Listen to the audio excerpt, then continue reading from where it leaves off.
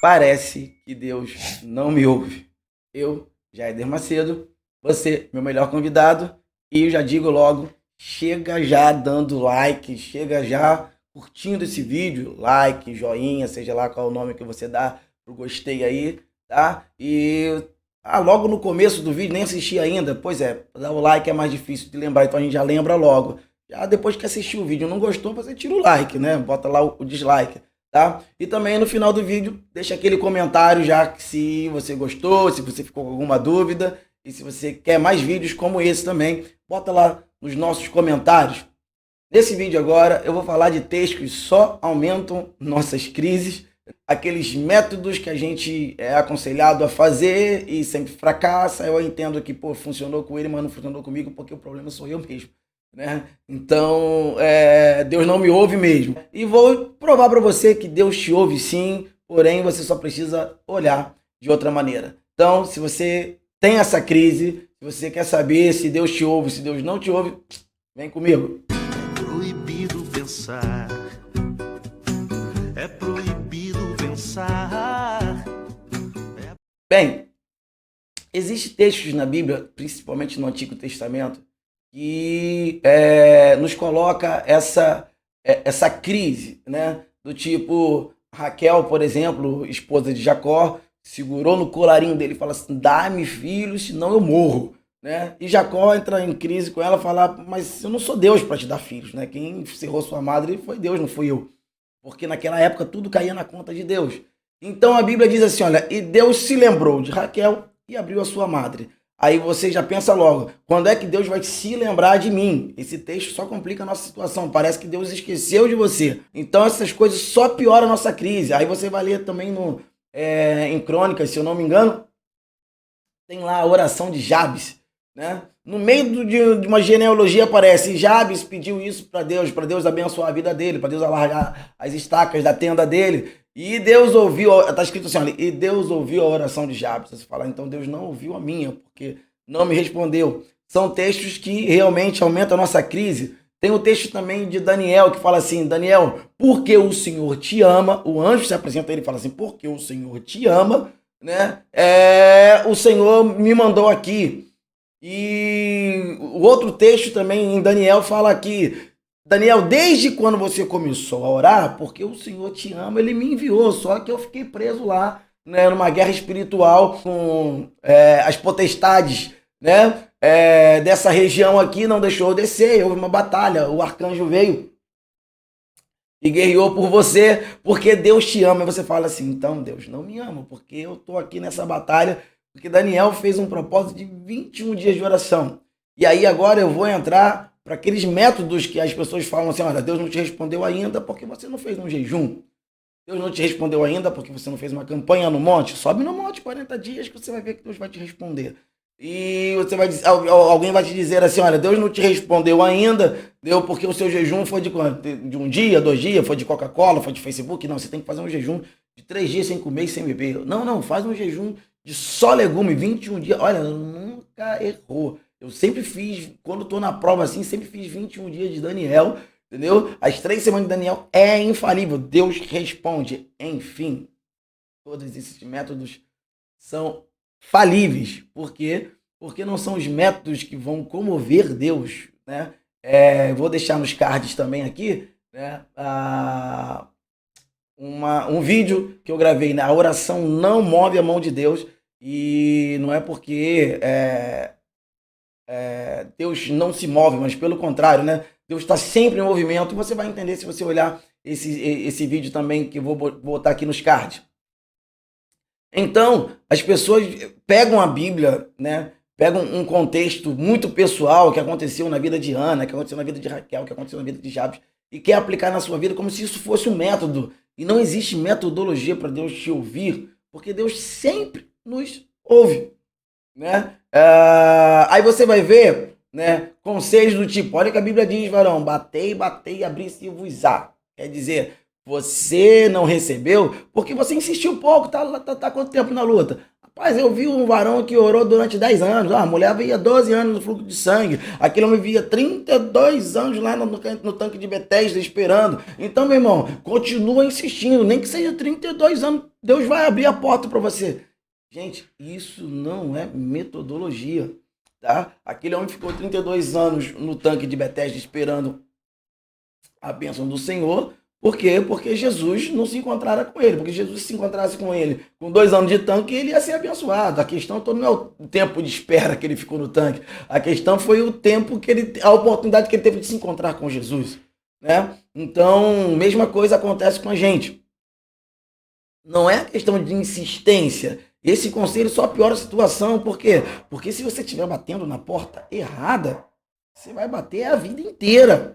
Jesus vai voltar e essa porta não vai se abrir. Porque a questão não é o bater, né? E se você for ler o texto todo, né, o texto vai dizer assim, ó: batei, abri-se-vos-á, buscais e achareis, porque vós sendo maus, o filho te pedindo pão, você não vai dar uma serpente, né? Imagine o Pai Celestial. E em Mateus, o texto fala assim, ó: imagine o Pai Celestial, se você pedir, ele vai te dar coisas boas. Porém, em Lucas, eu acredito que seja bem mais completo, porque ele diz assim, imagine o Pai Celestial, se você pedir, você terá o Espírito Santo. Essa é a coisa boa do Pai. Tá? Então, a questão toda não é bater. A questão toda é em qual porta você está batendo. Né? Eu preciso dessa cura, coisa e tal. Se você ler os evangelhos direitinho, você vai observar que Jesus nunca orou por cura. Não existe uma oração por cura, um clamor por cura. Né? A gente faz, e não é errado, mas no evangelho de Cristo, Jesus sempre liberou a cura. Senhor, eu quero ver. Veja, a mulher do fluxo de sangue, Jesus nem falou nada, tocou e foi curada, não houve nem oração. Né? O paralítico, pega a tua cama e anda. Você vai ver que não tem uma oração própria para cura, mas Jesus vivia em constante oração. Olha a diferença. Jesus vivia em constante oração. E então o que isso tem a ver? Isso tem a ver que a nossa vida tem que ser uma vida de oração, não para petições, mas para relacionamento com Deus. Eu tenho que viver em constante oração com meu amigo. É como se Deus estivesse o tempo todo sentado do meu lado. Embora ele é mais íntimo que isso, porque ele está dentro de mim. Né? Mas se ele estivesse o tempo todo do meu lado, como é que eu estaria? Dirigindo, falando, então, Deus, o negócio está assim, né? Rapaz, como a situação está feia no Brasil, né? Senhor, quem dera isso aconteça no Brasil. Quer dizer, você está conversando com Deus.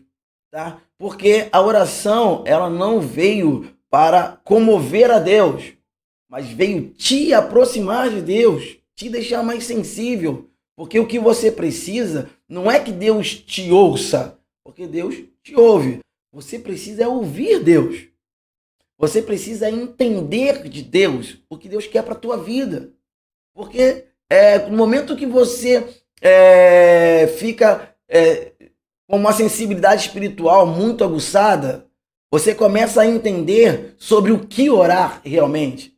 Na primeira carta de João, João também vai dizer assim, se pedirmos segundo a sua vontade, nós receberemos. Então, olha só, como é certo que Deus te ouve, porque ele é o quê? Onisciente, onipresente, onipotente. O que não é certo é que Deus vai te responder conforme você quer a resposta.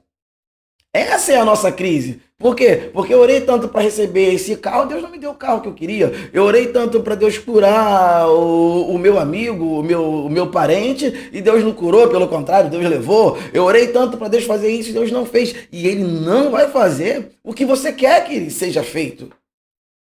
Ele vai fazer tudo segundo a vontade dele. Existe uma vontade superior à sua, que é a vontade dele. Então, a nossa crise foi terem nos ensinado que tudo que a gente pede, Deus faz. E o que é pior, né? Mas Deus só faz se a gente pedir com fé. Então, o problema cai aonde? Cai na conta da nossa fé.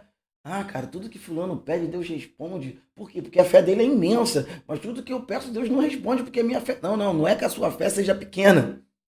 Deus não responde porque a sua espiritualidade, a sua sensibilidade da direção que Deus quer que você siga está distante demais. Então você começa a entender que fazer jejum para receber não é a ideia de jejum, mas fazer jejum para se aproximar de Deus, para matar a sua carne, aí sim é o foco do jejum, para santificar mais, para aumentar a sua espiritualidade. Você precisa buscar ao Senhor em oração, em jejum, você precisa se isolar. Quando eu falo se isolar é porque é o que mais Jesus fazia, ele se isolava para falar com o Pai. Ele entrava no barco sozinho, ele ia para o deserto, ele subia o monte, e as pessoas não interpretam esse se isolar para falar com o Pai da maneira correta. As pessoas interpretam o sacrifício. Se eu subir o monte, as pernas vão cansar, eu vou ficar bufando, tá? Por causa do meu sacrifício, Deus vai receber a minha oração. Não, não é isso. Deus sempre recebe a sua oração. Deus sempre ouve a sua oração. Ele não vai te responder conforme você quer, principalmente como diz Tiago, pede e não recebe porque pede mal. Por isso que você não recebe. É simples demais. Tá bem explicadinho. Pede e não recebe, porque você está pedindo a coisa errada. Tá? Mas aí você vai ver. Pede e não recebe porque pede mal. Então, pedi e não recebi, então já vou desistir. Mas a ideia da insistência não seria o primeiro, importante eu insistir? Então, o importante, na verdade, é você ter discernimento daquilo que Deus está fazendo na sua vida. Assim que Deus te dá o discernimento, Ele vai falar com você assim, insista. E você vai ter o discernimento de saber em que você vai insistir, em que você vai perseguir, em que você vai lutar. Porque é de Deus aquela questão. Não é para você desistir fácil. Agora, o problema é você subir uma escada enorme durante anos e chegar lá em cima e entender que você botou a escada na parede errada. Você insistiu em pedir uma coisa que não tem nada a ver com o seu ministério, nada a ver com o que Deus tem para você, nada a ver com o que Deus vai te usar nessa terra. Então, não misture as coisas. Não se frustre. Não entenda que Deus não está te ouvindo porque você não tem fé, porque Ele não te ama, porque Ele esqueceu de você, não se lembrou de você. Esses textos não têm esse contexto. A ideia é que você precisa estar na mão de Deus, no centro da vontade de Deus, fazendo a vontade de Deus, orando aquilo que o Espírito Santo colocou no teu coração para você orar, pedindo aquilo que o Espírito Santo pediu para você pedir. Entenda que Jesus recebeu a notícia de Lázaro 4 dias antes, e ele só foi depois de 2 dias. Por que Jesus não foi agora? Porque eu tenho que ir quando o Pai mandar eu ir. E chegou lá, Jesus orou no túmulo de Lázaro, e você vai entender que Jesus ora assim, Pai, só estou orando porque eu sei que tu me ouves, mas eles não sabem. Eu estou orando por causa deles, porque Jesus não precisava orar ao Pai para ressuscitar Lázaro. Pai, eu estou orando por causa deles. Isso é nítido. Então, por que Jesus não precisava orar? Porque Jesus vivia em constante oração. Eu não estou falando para você não orar, pelo contrário, eu estou falando para você orar mais. Mas eu quero que você ore uma oração de relacionamento com Deus. Porque a oração, ela não vai comover Deus, mas vai mover você. Vai quebrantar você para você entender Deus. Vai diminuir a sua carnalidade, as suas emoções, as suas ansiedades, os seus anseios. Isso tudo tem que morrer para você ouvir Deus. Você não pode ser um crente ansioso. Lançai sobre mim toda a vossa ansiedade. Os passarinhos comem, vocês também vão comer. As flores se vestem, as flores do campo se vestem, vocês também vão se vestir. Pode deixar que isso está tudo garantido. Todas essas coisas vos serão acrescentadas. Mas o que você precisa entender é que a oração é para que você se mova em direção a Deus. Entenda o que Deus quer de você. E tudo o que você pedir em nome dele, ele vai fazer. Aí você vai ter uma outra ideia de que Deus te ouve. Amém? Então, fica aqui esse comentário, tá? A prova de que Deus te ouve é justamente essa, que Deus tem falado contigo e você apenas não está atentando para a voz de Deus. Você está atentando para a sua voz, para aquilo que você quer. Comece a ouvir mais a voz de Deus.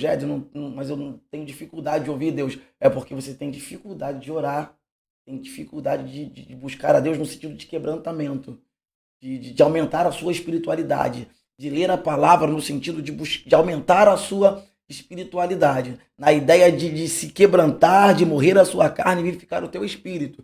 Se você é daqueles que sobe um monte para buscar milagre, para buscar poder, para buscar aquilo, você está fora do foco. É isso que eu quero dizer para você com esse vídeo, beleza? E se você gostou desse vídeo, você curte aí. E se você não gostou, também deixa nos comentários aí. Ajuda a gente a engajar esse canal, beleza? E te vejo na próxima.